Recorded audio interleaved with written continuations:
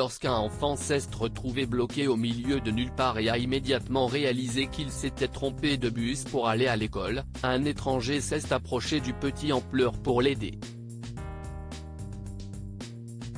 L'endroit où le bus s'est arrêté ne semblait pas familier à l'enfant de 7 ans.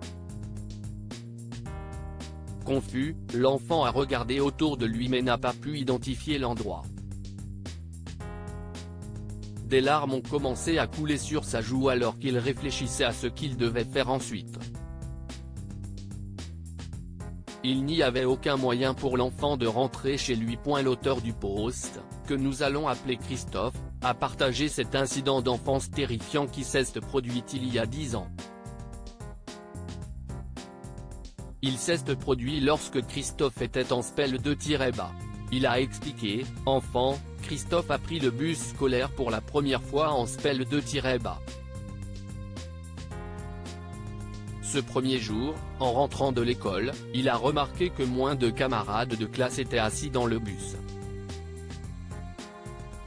Cependant, l'enfant n'y pensait pas trop et avait hâte de rentrer chez lui. Alors que le bus se dirigeait vers sa destination, l'enfant ne se doutait pas qu'il avait pris un itinéraire différent ou qu'il allait dans la mauvaise direction puisque c'était la première fois qu'il prenait le bus. Christophe ne connaissait pas non plus la ville et il était trop tard lorsqu'il a réalisé que le bus ne se dirigeait pas vers la maison. Lorsque le bus s'est arrêté à un arrêt désigné et que tous les enfants sont descendus, il est resté assis, essayant de reconnaître la ville qui ne lui était pas familière. L'enfant aurait pu demander au chauffeur de bus où se trouvait la ville, mais il a choisi de ne pas le faire. Christophe a expliqué, il a marché le long de la route principale en pensant qu'elle mènerait à la maison. Mais en arrivant au bout de la rue, l'enfant a réalisé que les choses n'allaient pas. Des larmes ont commencé à couler sur ses joues après avoir été bloqué au milieu de nulle part. Il n'avait aucune idée de la façon dont il pourrait rentrer chez lui. Selon ses dires, confus, l'enfant s'est approché d'un homme plus âgé qui se tenait à l'arrêt de bus. Après avoir demandé à l'enfant ce qui n'allait pas, une idée lui est venue à l'esprit. Il a demandé à une fille plus âgée de s'occuper de l'enfant pendant qu'il réfléchissait. Lorsque le prochain bus est arrivé, cet homme a demandé aux enfants de monter dans le bus et a donné à Christophe de l'argent pour rentrer chez lui en toute sécurité. Le petit n'avait toujours aucune idée de la destination du bus mais faisait confiance au plan de l'homme plus âgé. La fille s'est assise à côté de lui dans le bus, attendant que le bus se mette en route. Christophe explique ce qui s'est passé ensuite. Christophe a vu des officiers de police se tenant à l'arrêt de bus et deux visages familiers à côté d'eux. Il s'agissait des parents de l'enfant qui pensaient que leur petit était perdu. Une recherche policière avait commencé après que les parents eurent signalé la disparition de leur enfant. Le Redditor pense que cet incident s'est produit parce que deux bus se trouvaient côte à côte. Un bus allait vers le sud de l'école tandis que l'autre allait vers le nord. Mais Christophe a ajouté, le premier, juron, est venu de mon père parce qu'il ne m'a pas dit qu'il y avait en fait deux bus scolaires.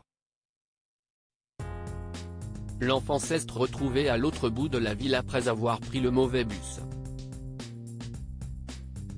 Si l'homme plus âgé n'avait pas été là, Christophe pense que les choses auraient pu se terminer en catastrophe.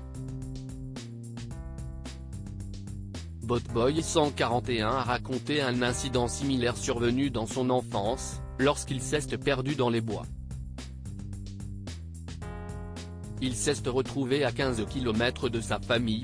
Les experts suggèrent que la meilleure chose à faire pour préparer votre enfant à des situations de ce genre est de lui faire mémoriser votre nom complet, votre numéro de téléphone et votre adresse. Il conseille également aux parents d'apprendre à leurs enfants à demander de l'aide à des inconnus sans s'attirer des ennuis. Poser des questions telles que ferais-tu si tes parents ne sont pas là, peut également aider les enfants à comprendre comment gérer de telles situations. Question à méditer, pensez-vous que les parents de Christophe étaient en faute? Christophe pense que si est-il la faute des parents parce qu'ils n'ont pas dit la vérité. L'enfant pensait qu'il n'y avait qu'un seul bus et a pris le mauvais. Si les parents avaient dit à l'enfant qu'il y avait 2 bus, il n'aurait pas eu à appeler la police pour rechercher leur enfant disparu. Christophe a-t-il commis une erreur en descendant du bus et en marchant dans une rue inconnue?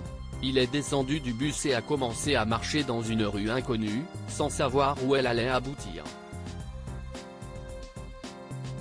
Pensez-vous que l'enfant aurait pu avoir des problèmes? Certaines personnes pourraient convenir que l'homme a été assez gentil pour guider l'enfant afin qu'il puisse rentrer chez lui. Tous les étrangers ne pensent pas comme ça. Si vous avez aimé lire cette histoire, alors nous vous recommandons également de découvrir celle d'un garçon pauvre qui paye un ticket de bus à une femme avec un bébé, puis sa mère reçoit $1 million. Abonnez-vous à Mon Mama sur Google News.